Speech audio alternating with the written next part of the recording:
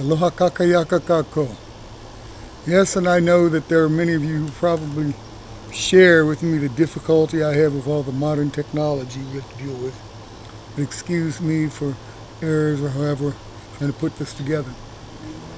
Boy, so that said, let me try and see if it works. The scripture that I picked out for today starts out reading Leviticus 25, 1 through 18 in the NIV version about the Sabbath year. I'm not going to read it all. I'll let you read that for yourself. Okay. And then we find ourselves reading our gospel, which is Luke 16th chapter, 19 through 26. I will read this one. There was a rich man who dressed in purple and fine linen, and who feasted sumptuously every day. And at his gate lay a poor man named Lazarus, covered with sores, who longed to satisfy his hunger with what fell from the rich man's table. Even the dogs came and licked his sores. The poor man died, in fact, and was carried away by the angels to be with Abraham. The rich man also died and was buried. In Hades, where he was being tormented, he looked up and saw Abraham and far away with Lazarus by his side. He called out, "Father Lazarus, Father Abraham, have mercy on me, and send Lazarus to dip the tip of his finger in water and cool my tongue, for I am in agony in these flames." But Abraham said, "Child, remember that during your lifetime you received your good things, and Lazarus in like manner evil things. But now he is comforted here, and you are in agony. Besides all this, between you and those who might want to pass from here, you cannot do so, and no one can cross from here there to us." Well, like the rest of Jesus' parables, this story conveys far more than a simplistic moral story about a rich man who finds himself with the short end of the stick in the afterlife. The story is about something that continues to plague us in our modern world and has implications far beyond any of the merely personal concerns that we have. It speaks to us not only as individuals but also collectively. Indeed, it would appear that we are required to be our brother's keepers. That's at least one measure of what it means not only to be human, but what it means to be civilized. In fact, it's a measure of how far along we have come in the evolutionary journey, despite those who would have us believe otherwise. This idea of justice is especially required in regards to the poor and the dispossessed among us. The situations of orphans, widows, the elderly, the sick, the poor, all of these are in a special sense seen as a measure of how well we are doing, not only as individuals, but as a society. For society, we are told, is judged not by the number of wealthy individuals we find, not by the richness of their houses, nor by the fine furnishings placed in their houses of worship. Society is judged by the way in which those at the bottom are treated. Whether that judgment comes from God, by humanity, or by the fickle finger of fate is of little import at this point, because the end result is the same. There are consequences that sooner or later come into play. Whatever we do or don't do in any given situation leads to consequences. Though we may ignore the warnings of prophets, seers, oracles, or even think tanks and scientific studies, consequences do come sooner or later. Well, let's go back to the parable and see if we can draw any conclusions that we can apply to our own lives. Right off the bat, I can see that Lazarus, there are two things. Lazarus is living as we are under the trickle-down theory and lacked two basic things, food and health care. Surely there's a message for us here. The trickle-down theory didn't work then, and it certainly doesn't work today.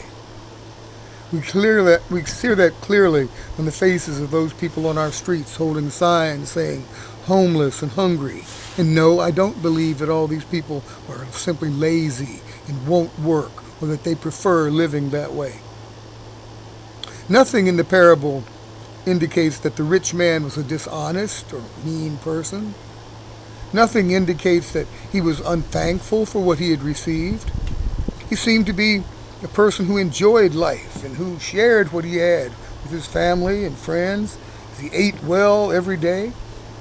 Nor is there anything in the parable that indicates that he mistreated the poor man, Lazarus, who was at his gate.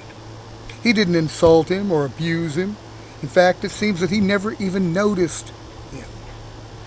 This is what I'd suggest is the failure of the rich man. He didn't notice Lazarus at his gate. Even though the two of them were very close, with Lazarus sitting at his very door, he lived his life isolated from the poor man, with a great gap between the two of them. There was a gulf between them, and the rich man lived his life without ever even noticing this poor man who was so close at hand. Yet after his death, the rich man certainly noticed Lazarus. Not only did he notice him, but he wanted to bridge the gap between them. He begged that Lazarus might be sent down with a bit of water to cool his tongue. But the gulf had now become a chasm, and it was no longer possible to cross it. Obviously, then, the point of the parable is for us to notice Lazarus at our door and to reach out and cross that gulf between us while there's still time. Yes, Lazarus is at our gate. He is one of the more than 1 million children who are homeless in America, who sleep every night on our streets. He is one of the many Americans who have chronic diseases and ailments, but have no health insurance. Those who must choose between buying food and insurance, or maybe buying medicine and putting food on their tables. Lazarus is at our door. He's the man who has lost his job and is now in danger of losing his home. Lazarus is the elderly woman who is in a nursing home, cut off from her family because they're not allowed to visit her due to COVID-19 restrictions.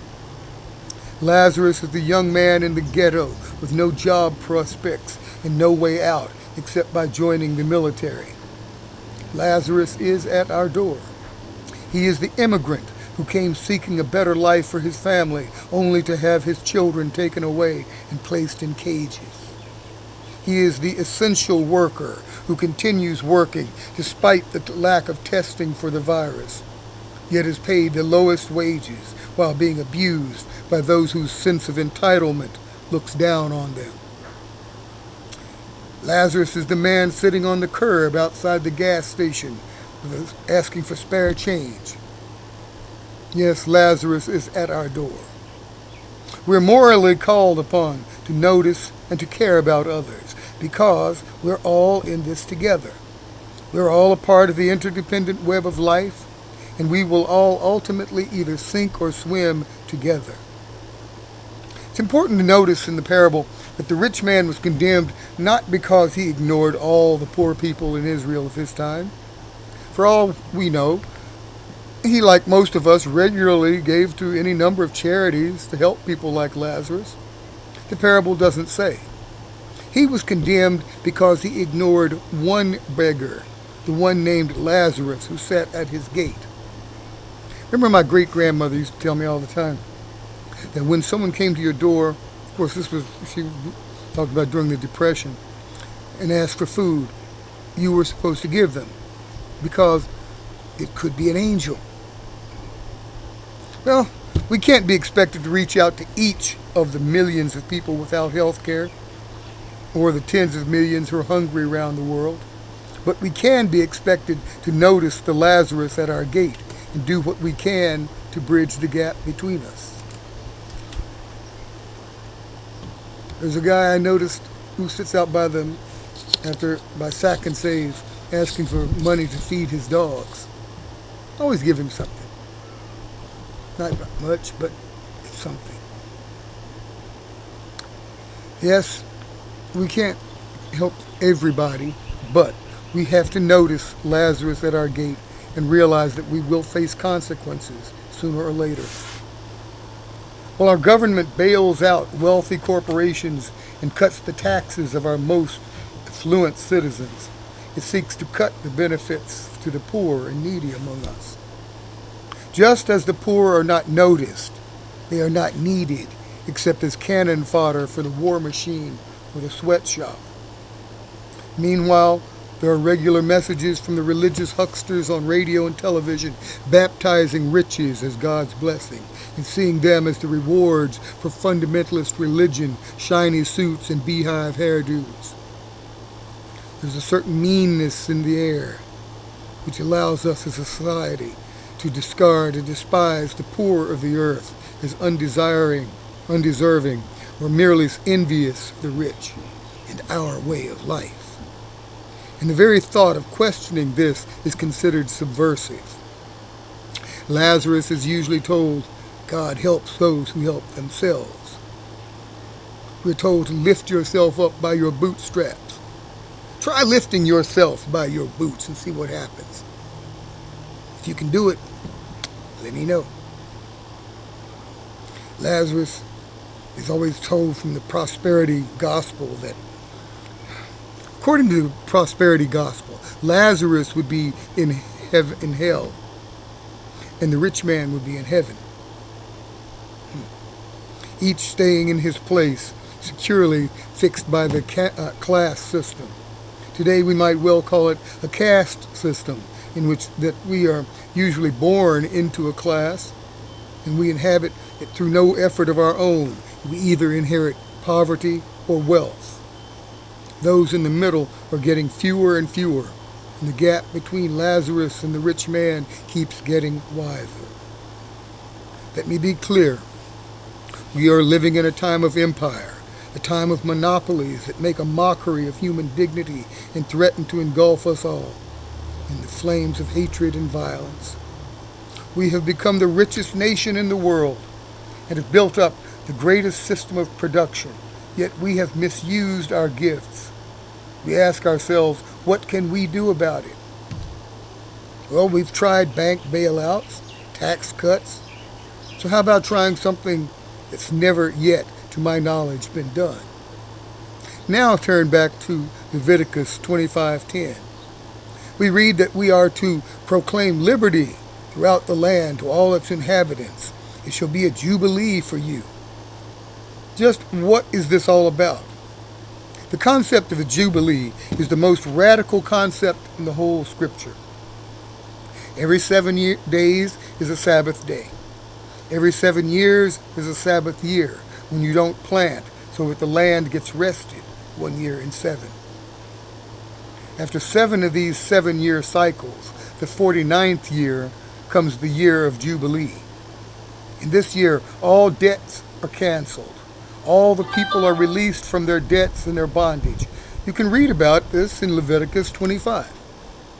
They talked about it, particularly in the time of Ezra and Nehemiah. They thought about it, but they didn't do it.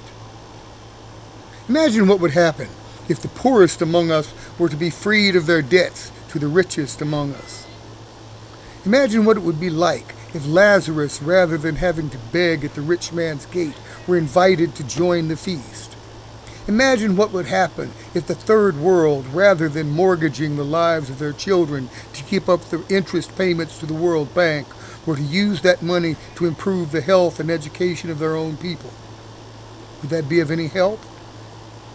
Would that in any way relieve some of the tensions and resentments that fuel so much of the violence we face today? I dare say it would. But to actually implement such a thing would mean some serious structural changes in the way we do things, both at home and abroad. For too long we've been led to believe that there simply isn't enough to go around. The truth is that there is more than enough. We merely need to reorganize our priorities. According to Thomas Aquinas, a starving man has a right to his neighbor's bread. Private property is always subject to the needs of the society as a whole, as they are defined especially by the needs of the poor. In the words of Mr. Spock of Star Trek fame, the needs of the many outweigh the desires of the few. We must re-examine our ethical values and the ethics on which our communities function. In doing so, we may come to better understand our role and our commitment to building a just and decent world. We can do our part to feed and heal the Lazarus at our gate and bring him in as a full member of our society, welcoming his presence in our community. Then and only then may we consider ourselves truly civilized. Until we as a society decide to do this, may we take heart in the knowledge that at least as individuals, it is in our power to recall the words of Isaiah 61, 1 through 2, and bring good tidings to the afflicted, to bind up the brokenhearted, to proclaim liberty to the captives, to comfort all who mourn. Our actions and ethical beliefs do have effects in future generations. And eventually we will, like the writer of Revelations 21, be able to say, "Then I saw a new heaven and a new earth. And I saw the holy city, New Jerusalem, coming down from heaven, from God. Behold, the dwelling of God is with men." When that day comes, Lazarus will no longer be sitting outside our gates or even at our highway on-ramps. He will be valued and welcomed as full members of our human family. Only then will we be able to say that we are a great society. One final thought. It is we who must build this world of which we dream.